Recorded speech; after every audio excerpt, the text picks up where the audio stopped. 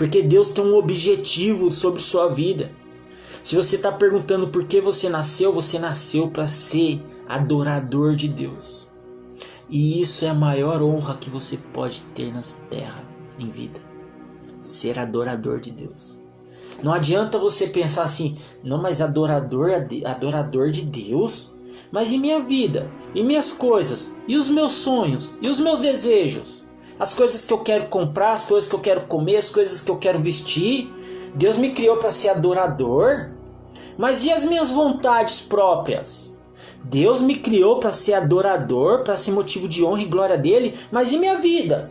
O carro que eu quero comprar, a casa? Cadê? E as minhas coisas? Cadê as minhas coisas? Cadê a minha parte? Você lembra do filho pródigo?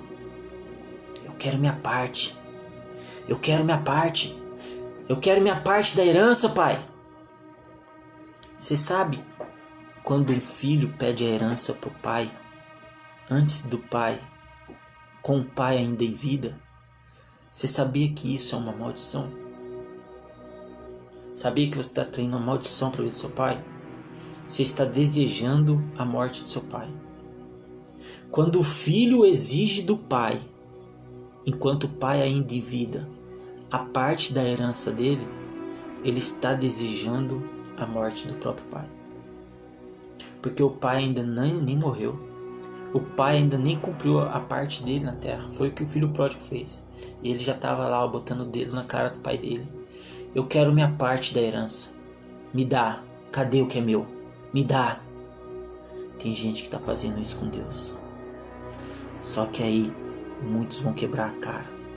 Porque Deus não morre. Deus é imutável. Deus é eterno. Deus é onisciente. Deus é onipresente. Deus não muda. Deus sabe de todas as coisas. Deus está em todos os lugares. Deus é eterno. Deus criou a própria eternidade. A eternidade se limita à ação poderosa de Deus. E tem muita gente apontando o dedo para Deus, dizendo: eu quero minha parte, Deus. Me dá minha parte, Senhor. Eu quero o que é meu, Deus. Eu quero o que é meu, eu quero minha parte, Senhor. Tem muita gente apontando para o céu, falando: Deus, eu quero o que é meu por direito, Deus. Isso era o que os judeus faziam naquela época. No meio da incredulidade deles, no meio da religiosidade deles. E o apóstolo Paulo falou assim: como pode vocês quererem questionar a Deus? Como vocês podem ter coragem de replicar a Deus? Porventura pode a criatura cobrar o Criador do porquê ele foi criado assim? Ou Deus não tem poder, ou o oleiro não tem poder sobre o vaso de barro para pegar da mesma massa e construir um vaso de honra ou um vaso de desonra? Como você pode ter a audácia, a coragem de questionar a Deus, de cobrar a Deus? Veja tudo que Deus já fez em sua vida. Se não fosse o fôlego de Deus sobre sua vida, nem respirar você respiraria. Você seria apenas pó e barro. E no final dos tempos, é para lá que o nosso corpo volta, para o pó e para o barro.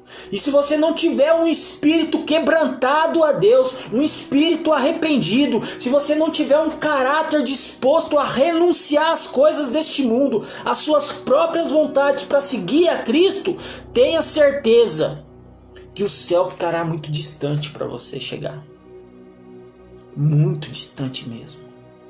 Por isso Jesus diz: se você quer me seguir, negue-se a si mesmo, tome sua cruz e siga-me.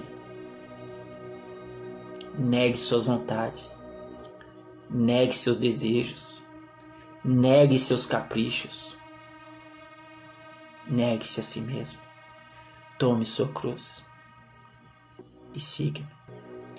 O evangelho todo fala sobre renúncia. Renúncia. E você vai ter que renunciar. Entender que é bom sonhar. Quem não gosta de sonhar? Quem não tem desejos? Todo mundo tem. Mas a gente precisa entender que existe um propósito muito maior que nossos desejos e nossas vontades.